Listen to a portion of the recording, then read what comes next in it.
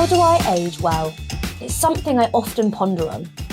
My name's Rosaria Barreto, and I want to find out what it takes to live a healthy and happy life as we age.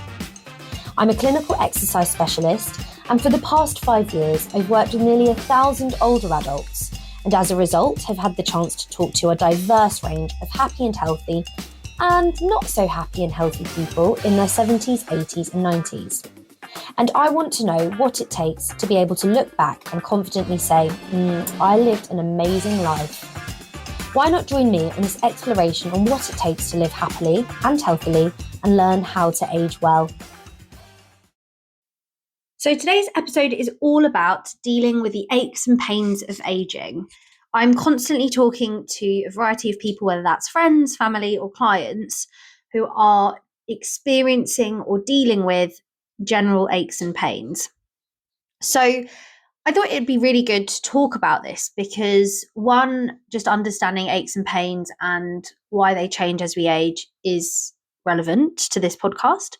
But two, I think it's also really important to understand what we can do to prevent general aches and pains of aging and also manage them when we do have them. So aging is obviously a very fascinating and diverse journey. And it brings a lifetime of memories, stories, and wisdom, but it also brings annoying little things like aches and pains. And some are just minor and just a part of getting older, but others can be more serious and affect our quality of life. So let's have an open and honest conversation about what these aches and pains are, which ones we should pay attention to, and how we can manage and prevent them. I'll also dive into what makes us more susceptible and, just as importantly, how our mindset plays a role in how we experience and deal with pain. So let's start at the beginning. What exactly are these aches and pains we keep talking about? You know, that dull ache in your back after gardening, the stiffness you feel getting out of bed in the morning, that's what we're referring to. These sensations can show up in muscles, joints, or even deep within our bones. And some pains are sharp and sudden, like when you twist your knee. Others are more of a constant companion, hanging around for weeks or even months. I like to think of them in categories. Sometimes the pain is acute, short-term, and often the result of something specific, like a fall or a sprain. Then there's chronic pain, which lasts for more than 3 months and doesn't always have a clear cause. Mechanical pain can happen from stress on joints or muscles, while inflammatory pain often shows up with conditions like arthritis. And let's not forget about the neuropathic pain. That's burning or tingling sensation that comes from the nerve tissues. Okay, so we've got general versus problematic aches and pains. So here's the thing.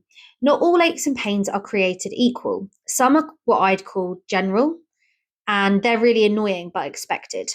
There's things like morning stiffness and soreness after a walk. Maybe your knees creak a bit or your back complains after a long day on your feet. That is pretty normal as we age, and usually a bit of rest or a warm bath can really sort us out. But then there are those aches and pains that raise red flags. These are the ones that don't go away, that keep you up at night or stop you from doing the things that you love. And if you're dealing with pain that's getting worse, accompanied by swelling, numbness, or just feels off, don't ignore it. That's what your body is telling you, and it's like giving you a big wave and a big red flag to say, we need to do something about this. Let's talk to a healthcare professional. So why do we ache more as we age? I wonder this a lot because I like to think that I'm invincible and that I am always going to stay as active and able as I would like, but it's just not the case. And even in my 20s, I've noticed that my body doesn't move as well as it used to in my teens and even early 20s. Even just last week, each week is getting harder. So our bodies go through a lot of changes over the years. We lose muscle mass, a process called sarcopenia that now, it's really important to point out that really kicks in after 40-ish. It's very person dependent. But our muscles basically start to deteriorate after a certain age. And our bones also can become less dense, especially if we have conditions like osteopenia or osteoporosis. Our joints don't produce as much lubricating fluid, which makes movements less smooth and more uncomfortable. We also need to think about things like posture changes. Maybe we slouch a bit more, maybe our spine doesn't quite sit the way it used to. And all of these things can put an extra strain on our muscles and joints. Chronic conditions like arthritis or diabetes can also contribute to ongoing pain, and lifestyle plays a huge role on these things. Things like sitting too much, not drinking enough water, or even the side effects of medication can all add to the problem of aches and pains. There's also the emotional side. Stress, anxiety, and depression. These can also amplify how we perceive pain. And when we're feeling down, we're more likely to feel our discomfort more intensely. So yes, pain can be both physical and an emotional experience. Are aches and pains inevitable? Now that is a great question. I often get this question a lot. Are aches and pains just a normal, unavoidable part of aging? Well, yes and no. While it's true that our bodies change and become more prone to discomfort, this doesn't mean we have to accept pain as our new normal. There's a lot that we can do to reduce or even prevent some of these aches and pains from taking over our lives. I think it's also really important to mention that our bodies do go through lots of wear and tear just as a general practice of life. As I mentioned before, sitting for prolonged periods of time, that's going to affect our posture, which will affect our spinal positioning and lead to potentially back pain. We've also got things like running. If you're an active person, you love running, that impact from those running can really impact your joints, especially the cartilage. And over time, over a prolonged period of time, that can even cause increased likelihood of developing arthritis. It can also increase the pain through the joint and lots of other things. So it just depends on what your lifestyle looks like. And it doesn't necessarily mean that you have a bad lifestyle. Just as I said, running is a very good thing to implement into your life. I think running's great. I think if you're active, that's better than being sedentary. But also, there are things that we can do to prevent the likelihood of developing injuries or aches and pains as a result of them. For example, footwear, not necessarily choosing appropriate footwear, but also regularly updating your footwear, looking at what type of ground you're running on. Is it always going to be concrete, or can we change it up onto something a little bit softer? So there's things like that we need to consider. I'm going to go into more detail about prevention. And as I said, one of the best things we can do is move regularly. Now, I don't necessarily mean just training for a marathon, but if that's your thing, absolutely go for it.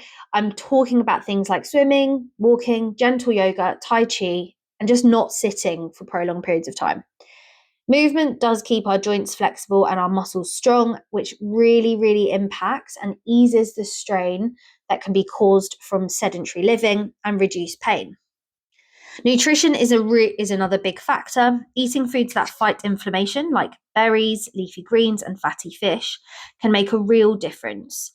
So if you're somebody who's eating a lot of processed food, or you are very into your ready meals, or you're not necessarily incorporating salads and fish into your diet, we may need to rethink that. Getting enough protein really helps maintain our muscle mass, our calcium, and our vitamin D, which are all essential for our strong bones. Keeping our weight in a healthy range is also really important. Now, that is very, very person dependent, but it will impact things like our joints, for example, knee and hips, that bear the brunt of the extra weight if our body is not designed to carry it. And hydration. I talk about hydration a lot, but that often gets overlooked. It is a really important part though. Our joints need fluid to function smoothly, and being dehydrated can increase discomfort. Ergonomics also matter, so things like supportive chairs, good footwear, and paying attention to our posture can prevent a lot of unnecessary strain. Now, this just doesn't mean like implementing these things at one point in our life. Like, we have to stay consistent for a really good outcome. So the sooner you can implement this and the more you stick to it, the better. And don't forget regular checkups. Preventative screenings can be really beneficial. They can catch things like osteoporosis early, and then managing the impact of osteoporosis so that you're not worsening the effects. You've also got managing stress through mindfulness. Hobbies and good sleep also supports our physical and emotional well-being, which can impact and very likely impacts the aches and pains that we're experiencing. But if we do already have aches and pains, what do we do? How can we manage them? There's still so much we can do. You don't have to give up once you've started to develop them. It's not the end of the world. Movement is still really important and is a great friend. But maybe it's a little bit more tailored. Maybe it's a more physical therapy style session. Maybe it's more designated to a certain area of the body. I could talk about this a lot. It depends on where your aches and pains are. It depends on what you're experiencing, and it depends on how much you're experiencing. But in general, if you're doing things like stretching, yoga, mobility work, you will see such a huge difference in the impact that the aches and pains are having on your body. We can also use medication, although I'm not a big fan of this. I would like to say, if worst case scenario, you've tried absolutely everything under the sun, then that's the right time to implement medication. And also just talking to specialists who understand supplements would also be a great idea. You can look at things like turmeric, magnesium. They're not necessarily a cure, but they can definitely help reduce the aches and pains if, for example, they're linked to where you're experiencing them. They do say that turmeric is a really great supplement for back pain, and magnesium, if you're very active but you just experience that like general aches and pains, is supposed to be quite good at managing the aches and pains. So give it a go, give it a try. Some people also find relief in complementary therapies like acupuncture, massage, or osteopathy. I am a huge believer in all of these things. I think that they can really, really help individuals with managing aches and pains. They obviously can be very expensive, so it may not be an option to everybody. But if you can find some sort of discounts or a really fantastic OT, occupational therapist, or osteopath, not an occupational therapist, God, then it's really important that you listen to what they're saying and allow them to help you with your recovery. Okay. Acupuncture is supposed to be really, really great for managing aches and pains. So give that a go. It doesn't work for everybody. Not everybody's bodies are susceptible to it, but it can. I have seen it work wonders on other people. You can use assistive devices. Now, I would rather you try and build up your muscles and get a healthier lifestyle in place before doing this. But you can use things like orthotics. Now, I think orthotics are a bit hit and miss. It also depends on who's sorting that out for you. Not everybody's an expert, and sometimes they can do more damage than good. But it is an important area to be aware of, especially if all of your aches and pains are coming from your foot or they're starting at your foot. And you've also got other things that can help you, like braces or different supports that you can use, really. But I would say try everything else before you reach this point, because you don't want to become reliant on assistive devices. And sometimes you just need to rest. And I think rest is a really important thing. The aches and pains that you're experiencing could be just a sign of the fact that you're doing too much and your body is just taking on a lot of stress. It could be emotional stress, it could be physical stress. But making sure that you're balancing that out is really, really important. You don't want to make yourself kind of go from one extreme to the other, where you're doing a lot, your body's aching, and then you're resting too much, and then you start to get stiff. So just be aware of those things. It is about balance and finding a sweet spot. And now we're going to talk about the mindset of the emotional side of pain. And this is really important because the way that we think about pain really does matter. There's some amazing infographic type videos out there that really show you about how your brain can perceive pain and also how it can impact the level of pain that you're experiencing. But have you ever noticed that when you're in a bad mood, your aches feel worse? Well, it's not a coincidence, because our mindset has a powerful influence on our pain experience. There's something called pain catastrophizing. And it's when we start to spiral and imagine the worst case scenario. That kind of thinking can make pain feel more intense and overwhelming. And cognitive behavioral therapy can really counteract this.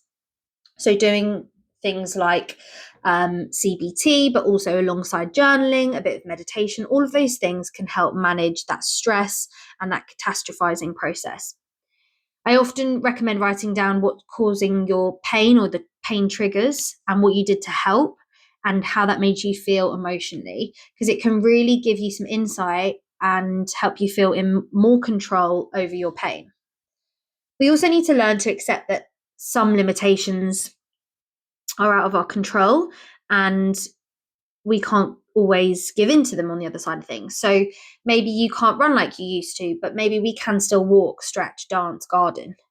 Focusing on what you can do can help build confidence and resilience. But also, if we have a goal in mind that we want to achieve, it just takes a bit more time and we might not be able to just jump into it as quickly as we used to.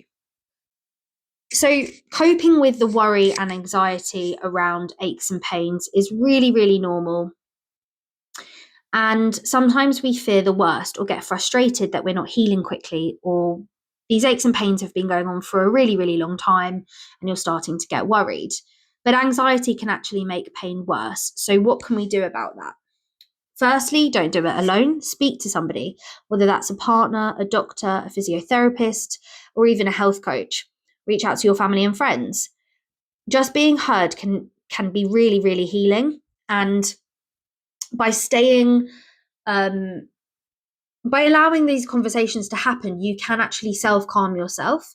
You can also just get that reassurance that you're not necessarily experiencing something drastic and terrible, but you have maybe gone through that catastrophizing, and it's a little bit over the top, but we do go through it. Like, I've done it, we've all done it. So it's okay. Maybe talking to somebody else can help balance that out for you. Also, staying socially connected, engaging in hobbies, and learning about your condition can also take the fear out of the unknown. I love ChatGPT. I use it whenever I feel something strange is going on in my body. And usually it does calm me down because it's like, I wouldn't worry about this right now because it doesn't seem too serious. I wouldn't use Google because that does just go to like really drastic lengths. But ChatGPT, you have more conversational, you can fill in blanks and really filter down to what potentially could be causing the problem, and then realizing it's not as serious as you once thought. But pain can feel really isolating, and there are lots of support groups and communities, online and in person, that offers solidarity and practical advice. I'd be remiss if I didn't mention sleep, because as I've said in previous episodes, sleep is one of the most important things you can do to help you age well. But poor sleep can make everything worse, and this includes pain. So create a calming bedtime routine, avoid screens late at night, like the basics, get the basics right, and also try relaxation exercises and warm baths to put you in a much more calm environment.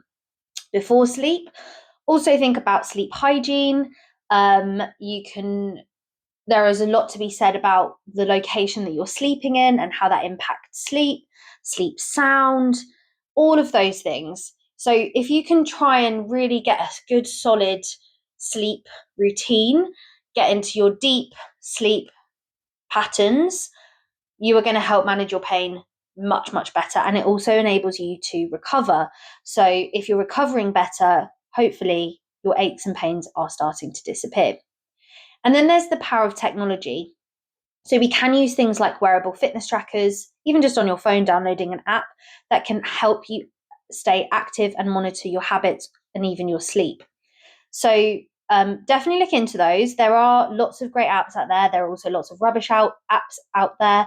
So you might have to do a bit of research and a bit of trial and error, but have a look. Start looking at things that can help you with mindfulness, things that can help you track your sleep, things that can help you with exercise routines. Let's use technology, right, to really improve the way that we age and make it easier and cheaper, because sometimes we don't have the ability to offer money out to a specialist to get advice on aches and pains. So pain isn't necessarily experienced by everyone. It's not necessarily experienced all the time. It's not necessarily the same experience that other people experience. That's a lot of words and a lot of repetition of experience. But basically, our culture, background, our gender, and our personal history all play a role in how we interpret and express pain. So take it with a pinch of salt. And of course, we have economic barriers, as I've mentioned, making accessing care and support more difficult. So use what you've got. Understand that your individuality can also impact your level of pain.